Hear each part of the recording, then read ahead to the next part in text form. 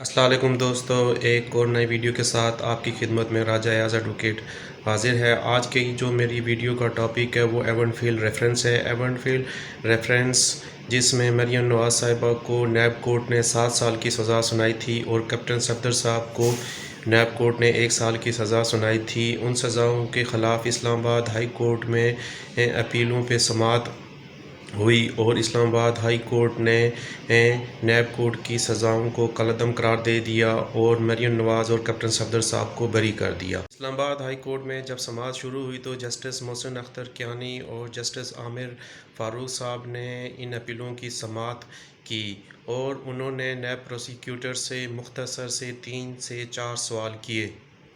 सबसे पहला सवाल जो उन्होंने नैब प्रोसिक्यूटर से किया कि आप हमें बताएं कि ये अपार्टमेंट मियां मोहम्मद नवाज शरीफ साहब ने ख़रीदे और इन अपार्टमेंट्स की अदायगी मियां मोहम्मद नवाज शरीफ ने की और जिन कंपनियों के थ्रू ये अपार्टमेंट्स ख़रीदे गए उनका मियां मोहम्मद नवाज शरीफ से ताल्लुक़ को प्रूफ करें। लेकिन नैब के पास इनका ताल्लुक़ प्रूफ करने के लिए कोई भी सबूत मौजूद नहीं था, कोई डॉक्यूमेंट्री एविडेंस नहीं था। नैब ये बात प्रूफ नहीं कर सका कि मियां मोहम्मद नवाज शरीफ ने ये फ़्लैट ख़रीदे और ये ऑफशोर्स कंपनियां मियां मोहम्मद नवाज शरीफ ने बनाई थीं। फिर इस्लामाबाद हाई कोर्ट ने नैब कोर्ट से दूसरा सवाल किया कि आप बताएं कि कंपनियों का फ़्लैट के साथ क्या क्या ताल्लुक़ था, कि ये जो फ़्लैट ख़रीदे गए थे इन कंपनियों का फ़्लैट के साथ क्या ताल्लुक़ है। तो उसका भी जवाब नैब के पास कोई नहीं था और नैब ने उसका भी कोई सबूत नहीं दे सकी। और तीसरा सवाल जो उन्होंने इस्लामाबाद हाई कोर्ट ने नैब प्रोसिक्यूटर से पूछा कि आप हमें ये बात बताएं कि ये फ़्लैट 1993 में ख़रीदे गए और इनका ताल्लुक़ मरियम नवाज़ के साथ आप प्रूफ करें। कि आपका कहना ये है कि 2006 में मरियम नवाज़ ने ये फ़्लैट ख़रीदने में मियां मोहम्मद नवाज शरीफ की मामलत की।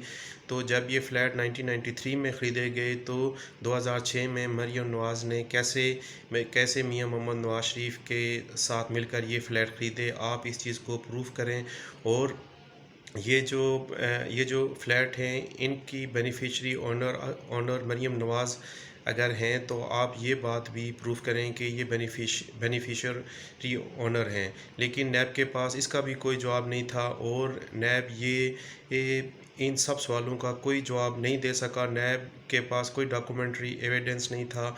नैब कहता रहा कि हमने इंटरनेट से देखा है, गूगल से देखा है या हमने फ़लाने से सुना था, फ़लाने से ये किया था, लेकिन नैब के पास कोई माकूल जवाब नहीं था जिसकी वजूहात पर इस्लामाबाद हाई कोर्ट ने इन सज़ाओं को कलअदम करार दे दिया। मरियम नवाज़ साहिबा और कैप्टन सफदर साहब को बरी कर दिया।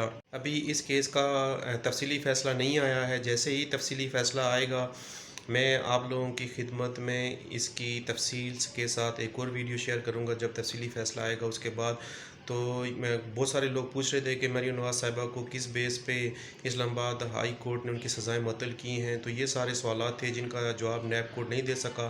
पाकिस्तान में सारे केस इसी तरह बनते हैं। पाकिस्तान में सिर्फ सियासतदानों को ही सबसे बुरा समझा जाता है। आप जब से पाकिस्तान बना है उस टाइम लियाकत अली ख़ान के साथ क्या हुआ, कायद आज़म मोहम्मद अली जिन्ना साहब के साथ क्या हुआ, फ़ातिमा जिन्ना के साथ क्या हुआ, जुल्फ़िकार अली भुट्टो के साथ क्या हुआ, फिर उसके बाद बेनज़ीर भुट्टो साहिबा के साथ क्या हुआ और उसके बाद मियां मोहम्मद नवाज शरीफ साहब के साथ क्या हुआ। तो आप ये पाकिस्तान की तारीख़ है। पाकिस्तान की तारीख़ में सियासतदानों को ही बुरा भला कहा जाता है और बदकिस्मती से जो हमारा जुडिशरी सिस्टम है वो हमेशा से ही इस्टेब्लिशमेंट के कहने पर मुख्तलिफ़ किस्म की सज़ाएँ सियासतदानों को देते रहे हैं। तो इंशाअल्लाह मैं आपके साथ फिर एक और नई वीडियो के साथ हाज़िर होऊंगा। बहुत बहुत शुक्रिया। अल्लाह हाफ़िज़।